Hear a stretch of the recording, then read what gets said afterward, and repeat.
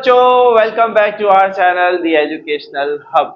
बच्चों, आज की इस वीडियो के अंदर हम डिस्कस करने जा रहे हैं exercise 22.4 class 10 mathematics question number 3। और बच्चों, ये क्वेश्चन ना सिर्फ एक डिफरेंट क्वेश्चन है बल्कि इसके अंदर बहुत सारे जो है वो नए कॉन्सेप्ट आने वाले हैं।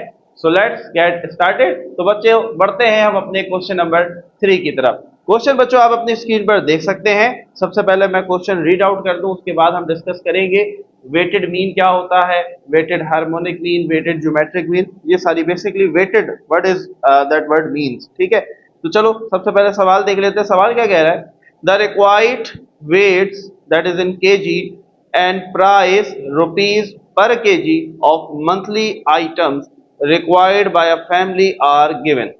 Find weighted mean prices using arithmetic mean, geometric mean and harmonic mean. सवाल आपने देखा, सवाल आपने देखा। अब सबसे पहले बच्चों हम सवाल के भी सलूशन पे नहीं जाते हैं, हम सवाल के कॉन्सेप्ट को थोड़ा सा लेने की कोशिश करते हैं कि ये क्या होता है, वेटेड अरिथमेटिक मीन क्या होता है, एक नॉर्मल जो हम अरिथमेटिक मीन निकालते हैं इसमें क्या फर्क होता है। बच्चों मेरी बात को जरा गौर से सुनेंगे। देखो, जब हम अरिथमेटिक मीन निकाल रहे थे, अभी तक हमने सारी एक्सरसाइजेज में बार बार अरिथमेटिक मीन ही कैलकुलेट किया, एएम कैलकुलेट किया, अरिथमेटिक मीन कैलकुलेट किया। उसके अंदर हम सिंपली क्या करते थे, हमारे पास वैल्यूज गिवन होती थी, उनकी कुछ फ्रीक्वेंसीज गिवन होती थी, हम उन वैल्यूज को सिंपली ऐड करते थे, divided by number of values को डिवाइड कर देते थे, हमारे पास अरिथमेटिक मीन आ जाता था।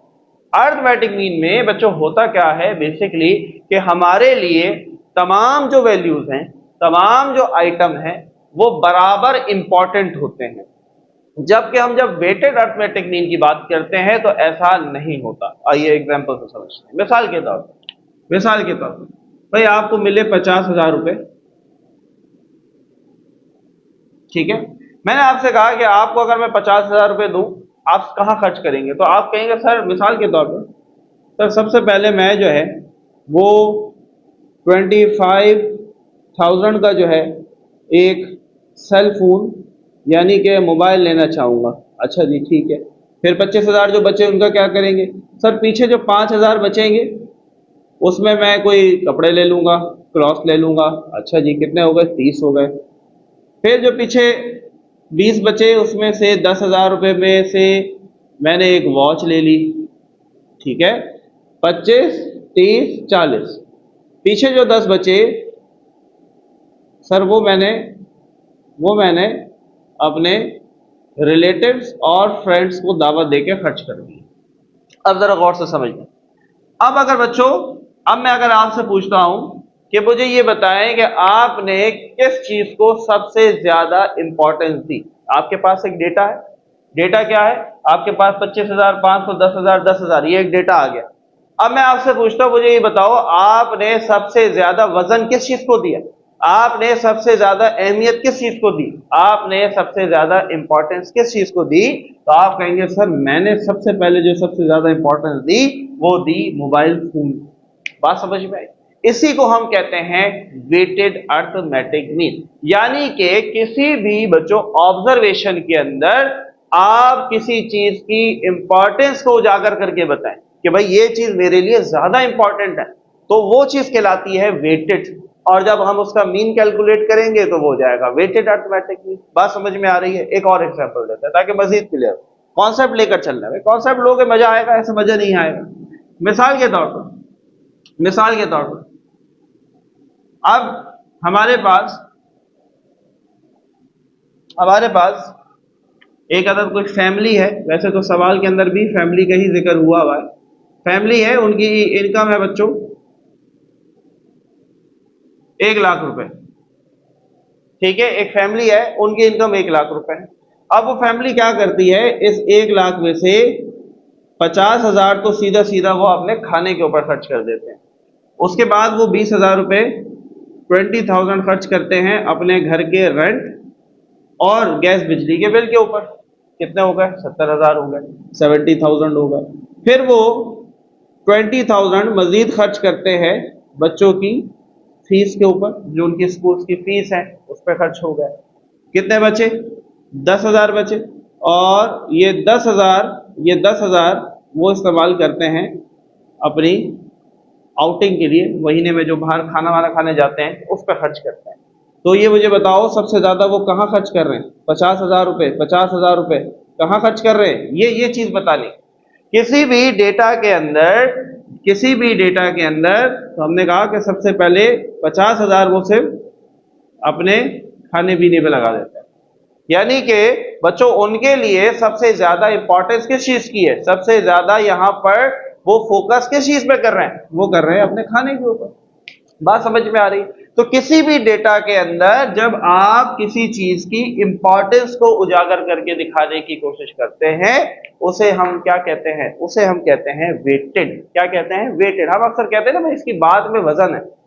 बात में वजन का क्या मतलब है? कि हाँ इसकी बात इंपॉर्टेंट है, ये जो कह रहा है ये सही कह रहा है। बिल्कुल वही मतलब है, यहां पर भी वेट का यही मतलब है कि किसी चीज को वजन देना, किसी चीज के ऊपर इंपॉर्टेंस शो करना। That is basically called weight. और फिर जब हम इसका मीन निकालते हैं तो वो बन जाता है वेटेड अर्थमेटिक मीन। यहां तक बात समझ में आई? एक और आखिरी एग्जांपल लेते हैं भाई, मिसाल के तौर पर, मिसाल के तौर पर अब एक टीचर है, ठीक है, और उसने क्लास के अंदर 10 बच्चों का मैथ्स का टेस्ट लिया और हर बच्चे के अलग अलग नंबर आए। मुझे ये बताओ कि यहाँ पर, क्योंकि वो जो टीचर है या वो बच्चा है जो एग्जाम दे रहे हैं, वो जो स्टूडेंट्स हैं वो एग्जाम दे रहे हैं, उनकी नजर में मैथ्स की इंपॉर्टेंस बराबर है।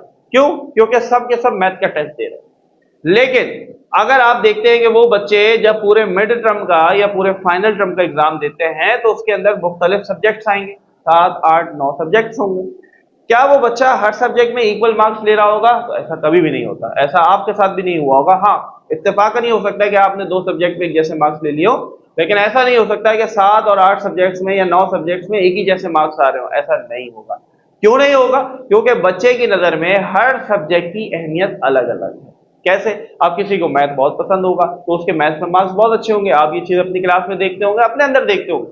जो सब्जेक्ट आपको अच्छा लगता है, जो सब्जेक्ट आपको पसंद है, उसमें आपके नंबर ज्यादा आते हैं क्योंकि आपकी नजर में वो इंपॉर्टेंट है। किसी की नजर में दूसरा इंग्लिश इंपॉर्टेंट है, वो इंग्लिश पर जोर देता होगा, उसके इंग्लिश के मार्क्स अच्छे आते होंगे। तो basically that is weighted arithmetic mean. यहां देख रहे हो कि वो किसको वेट ज्यादा दे रहा है, किसको वजन। तुम मैथ को वजन ज्यादा दे रहे हो, तुम्हारे मैथ के नंबर अच्छे आ रहे हैं। तुम्हारा दोस्त इंग्लिश को वजन ज्यादा दे रहा है, उसके इंग्लिश के मार्क्स अच्छे आ रहे हैं। That is weighted arithmetic. कि डेटा के अंदर आपके पास एक कलेक्शन आ गई डेटा की, अब आप अपनी इंपॉर्टेंस बता रहे हैं कि हमारे लिए ये ज्यादा इंपॉर्टेंट है, ये हमारे लिए कम इंपॉर्टेंट है। That is called weighted arithmetic mean. बात समझ में आई? मजा आया? फील लिया? देखो कॉन्सेप्ट लेना इज इंपॉर्टेंट। अच्छा, अब मुझे ये बताओ, अगर आपसे कोई पूछ ले कि ये बताएं अर्थमेटिक मीन और वेटेड मीन में डिफरेंस क्या होता है, फर्क क्या होता है, तो याद रखो बच्चों, वेटेड अर्थमेटिक मीन में फ्रीक्वेंसी नहीं होती। वेटेड अर्थमेटिक मीन में फ्रीक्वेंसी नहीं होती, ये याद रखना। क्यों नहीं होती? क्योंकि वेटेड अर्थमेटिक मीन में हमारे पास वेट होता है, और वेट क्या है? इंपॉर्टेंस है, ये याद रखो। वेट का मतलब ये मत समझ लेना कि वो असल का वजन है, नहीं नहीं नहीं नहीं, वेट का मतलब है इंपॉर्टेंस। मिसाल के तौर पर यहां पर हमारे पास ये कुछ प्राइजेस हैं, अभी हम इनके वेट्स लिखेंगे सामने। अब इसके अंदर जिसकी वैल्यू बड़ी है, जिसका वेट ज्यादा है, इसका मतलब उसकी इंपॉर्टेंस ज्यादा है।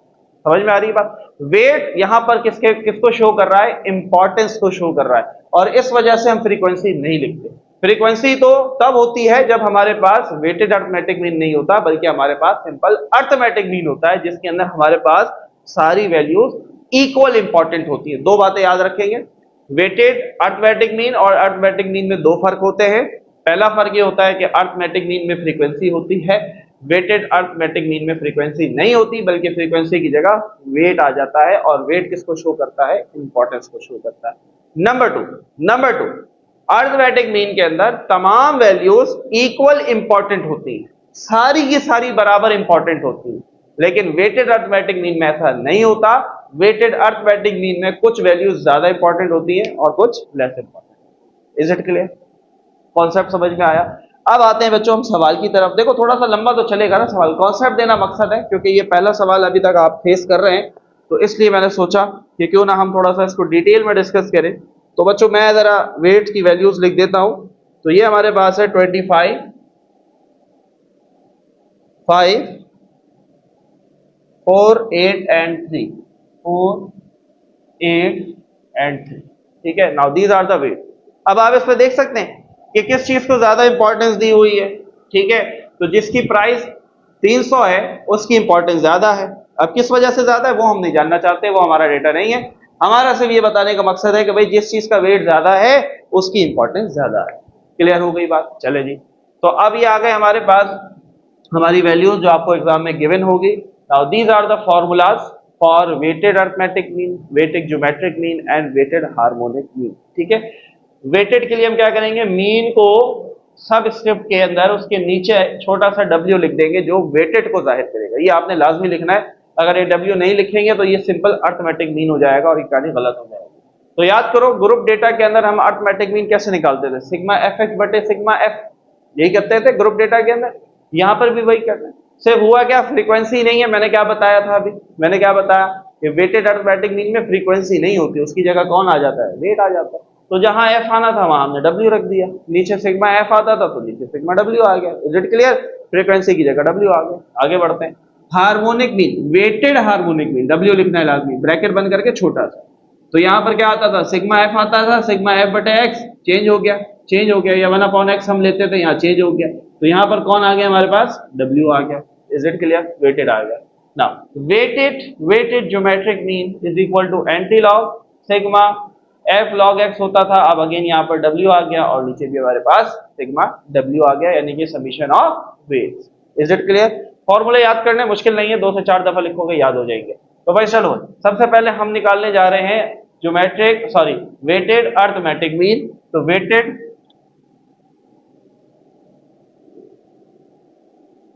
वेटेड अरिथमेटिक मीन बराबर है सिग्मा डब्ल्यू एक्स बटे sigma W, sigma W X बटे सिग्मा डब्ल्यू, सिग्मा यानी कि समीशन।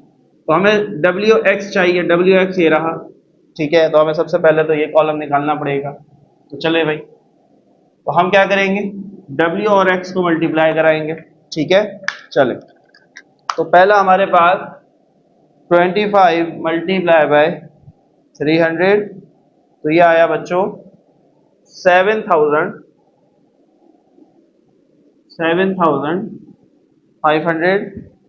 फिर हमारे पास है 2 5 10, 1000 हो गया, 6 4 24 और 25 8 250 मल्टीप्लाई बाय 8, तो ये हुआ 2000 and then 650 multiply by 3 and that is equal to 1950। ठीक है, ये मेरे पास डब्ल्यू एक्स आ गए, डब्ल्यू को एक्स से, डब्ल्यू को एक्स से, डब्ल्यू को एक्स से, डब्ल्यू को एक्स से और डब्ल्यू को एक्स से मल्टीप्लाई करके ये वैल्यूज लिख दी। नाउ मुझे क्या चाहिए बच्चों, समीशन ऑफ डब्ल्यू एक्स चाहिए, इन सबको हम ऐड कर देते हैं। तो 7,500 एडिशन, ये 1000 है, यहाँ कॉमा नहीं आएगा, अच्छा जी, प्लस 2400 प्लस हाँ हाँ ये भी गलत हुआ, 200 नहीं आएगा, ज़्यादा आएगा, अभी चेक करते हैं, 1950, ये हुए 12850, अच्छा जी, 250 मल्टीप्लाई बाय 8, तो ये 2000 है, ठीक है, 200 नहीं हो सकता। अच्छा जी, 2000 प्लस 12850। तो बच्चों मेरे पास जो समीशन ऑफ डब्ल्यू एक्स आ रहा है, ये आ रहा है 14850, ठीक है, 14,850, 14,850। यहां तक बात क्लियर है, समझ में आ रहा है? अच्छा, हमें क्योंकि समीशन ऑफ डब्ल्यू भी चाहिए, समीशन ऑफ डब्ल्यू भी चाहिए, यानी कि इनको भी ऐड कर लेते हैं, ठीक है। तो 25 और 5 30, 34, 44 और 2 42 और 45। तो बेसिकली हमारे पास समीशन ऑफ डब्ल्यू क्या आएगा, 45 आएगा। क्या आएगा, 45। यहां तक बात बच्चों क्लियर है? बोलो भाई क्लियर है? कॉपी करेंगे, छापेंगे। अभी तक हमने सिर्फ थोड़ा सा काम किया है, डब्ल्यू एक्स निकाल के उसका सम किया है, और साथ साथ हमने सिर्फ और सिर्फ डब्ल्यू हमें गिवन थे उसका हमने सम कर लिया। वैल्यूज को बच्चों फॉर्मूले में रखते हैं, सिंपल फॉर्मूला हमारे पास गिवन है। अब तो फॉर्मूले में रखकर हम जो है वो वैल्यूज को कैलकुलेट करते हैं। देखते हैं हमारा जो ज्योमेट्रिक, बार बार बोल रहा हूँ कि वेटेड अर्थमेटिक मीन क्या आता है। तो summation of W x is 14850 14,850 and summation of W is 45. तो weighted arithmetic mean is equal to divided by 45। तो बच्चों ये आया 330। 330 ये मेरे पास क्या आ गया बच्चों, वेटेड अर्थमेटिक मीन आ गया। क्या आ गया, वेटेड अर्थमेटिक। कॉन्सेप्ट समझ में आया। देखो यहां पर आपको फ्रीक्वेंसी नहीं मिल रही, क्योंकि फ्रीक्वेंसी होगी भी नहीं। क्यों? क्योंकि हम बात कर रहे हैं वेटेड अर्थमेटिक मीन। तो वेटेड अर्थमेटिक मीन के अंदर तो हमारे पास इंपॉर्टेंस होती है, वेट होता है कि ये वैल्यू कितनी इंपॉर्टेंट है, ये वैल्यू कितनी इंपॉर्टेंट है, ये वैल्यू कितनी इंपॉर्टेंट है। फ्रीक्वेंसी नहीं होगी, इसलिए कहीं पर आपको एफ भी नजर नहीं आ रहा। क्लियर है यहां तक बात? क्लियर है बच्चों? आगे बढ़ते हैं। अब क्योंकि हमें चाहिए ज्योमेट्रिक मीन या हार्मोनिक मीन, वट एवर जो भी निकालना है हमें, तो हमें W log x निकालना पड़ेगा। तो W log x के लिए हमें पहले log x निकालना पड़ेगा। log, और x क्या है बच्चों, x है 300। तो log 300 इज इक्वल टू, चार वैल्यूज ले लेते हैं डेसिमल के बाद, 2.4771। ठीक है, डेसिमल के बाद चार वैल्यूज। तो बहुत सारी नहीं है, लेकिन हम चार ले रहे हैं। एक फिक्स रखना, ये ना हो यहाँ चार फिर तीन फिर दो फिर पांच ले लो, ऐसा नहीं करना, स्टैंडर्ड रखना। ठीक है, 4771। ठीक है, अब बच्चों मैं लॉग निकालता हूँ किसका, 200 का। समझ में आ रही है ना बात? लॉग एक्स, ये रहा एक्स, तो लॉग लगाते जाओ, सबके लॉग निकालते जाओ। तो लॉग 200 बच्चों मेरे पास आया 2.3010। ठीक है, आगे बढ़ते हैं। log 600 ये आ रहा है 2.7781। ठीक है, 7781। देन log 250, तो ये आ रहा है बच्चों 2.3979। अच्छा जी, फिर हमारे पास बचा log 650 650, ये आ रहा है 2.8129। ठीक है, 8129। ठीक है, अब मुझे क्या चाहिए, W log x, यानी कि ये जो W है इसको log x से मल्टीप्लाई कराओ, यहां लिखो। इस W को इससे मल्टीप्लाई करो, यहां लिखो। इसे इससे मल्टीप्लाई कराओ, तो हम पहले कर लेते हैं 25 मल्टीप्लाई बाय 2.25 मल्टीप्लाई बाय 2.4771। तो बच्चों ये मेरे पास आ रहा है 61.9275। बात समझ में आ गई? अब कर लेंगे, वीडियो को पॉज कर लें ताकि जल्दी से हो जाए। तो W हमारे पास यहाँ है 5, इसको मल्टीप्लाई करते हैं log x 2.3010। तो ये मेरे पास आ रहा है 11.505। अब यहाँ पर आई तीन वैल्यूज रही है तो इसलिए तीन लिख रहा हूँ, चार आती है तो हमने चार ही लिखनी है। क्लियर हो गई बात? अब बाकी कॉलम आप जल्दी से कंप्लीट करें, मैं वीडियो को पॉज करके करता हूँ ताकि हमारा टाइम जो है बच्चों सेफ हो। तो बच्चों हमने इस कॉलम को कंप्लीट कर लिया, तमाम W की वैल्यूज को log x से मल्टीप्लाई किया। ठीक है, देन हमने, क्योंकि हमें इसका समीशन भी चाहिए था, इसका सम भी चाहिए था, तो लिहाजा हमने तमाम वैल्यूज को ऐड किया और हमारे पास ये आंसर आया। चलो भाई, नंबर 2 पे हमें क्या चाहिए था, हमें चाहिए ज्योमेट्रिक वेटेड ज्योमेट्रिक मीन, जो कि बराबर है anti log summation W log x बटे समीशन W। ठीक है, तो weighted geometric mean is equal to anti log, values डालते हैं, समीशन W log x क्या आया, ये रहा 112.1668 और समीशन W है जी 45। तो weighted geometric mean is equal to antilog 112.1668 divided by 45। तो आंसर आ रहा है बच्चों 2.4925। आगे भी जा रहा है लेकिन हम आगे नहीं लेंगे, डेसिमल के बाद 4 वैल्यूज इनफ। शिफ्ट दबाकर लॉग दबाया, एंटी लॉग आया 2.4925।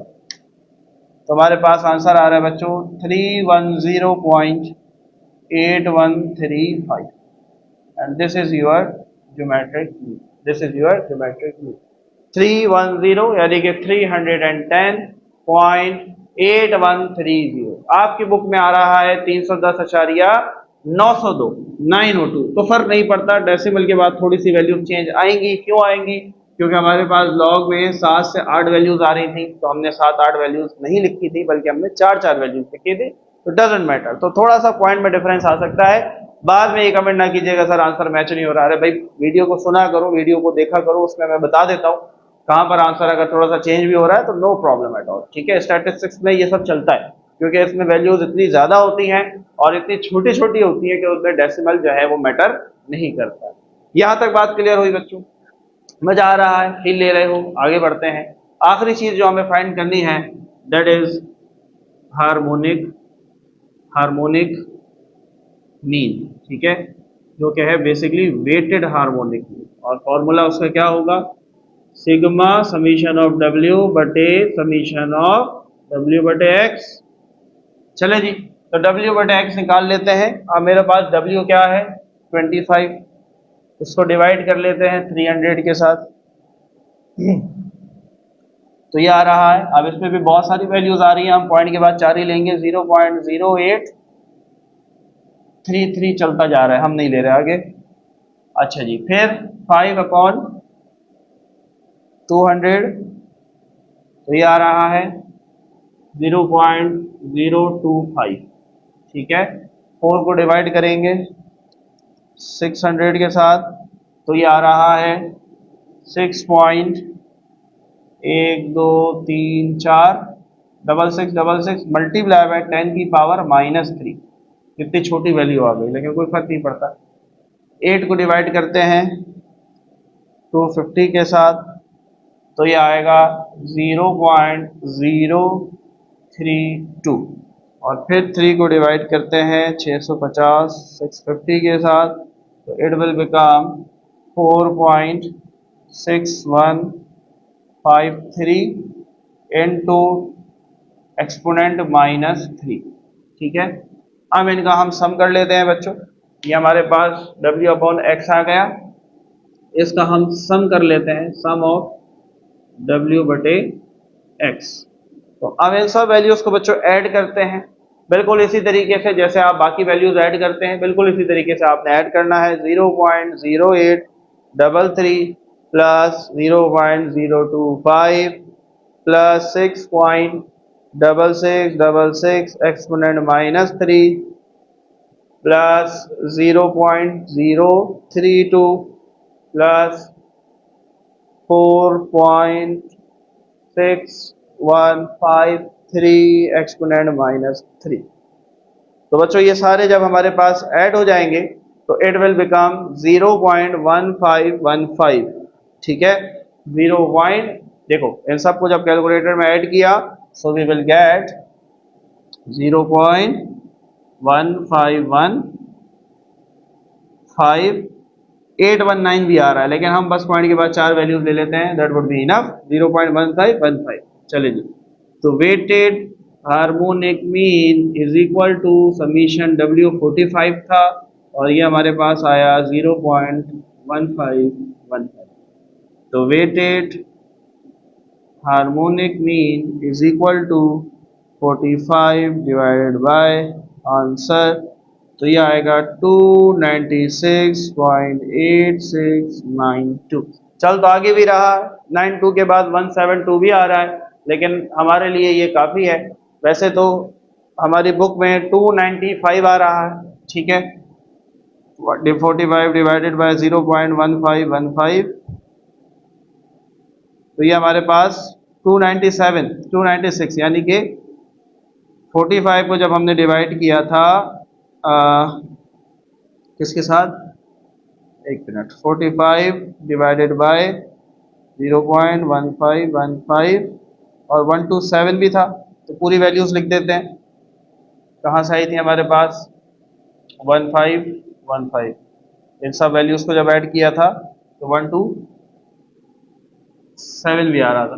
तो पूरी वैल्यू से जब डिवाइड करेंगे बच्चों 45 को, 45 डिवाइडेड बाय 0.1515 और 127, तो ये भी हमारे पास 297 या 197 था। 45 डिवाइडेड बाय 0.1515 तो 197 था, 127 नहीं था, 197।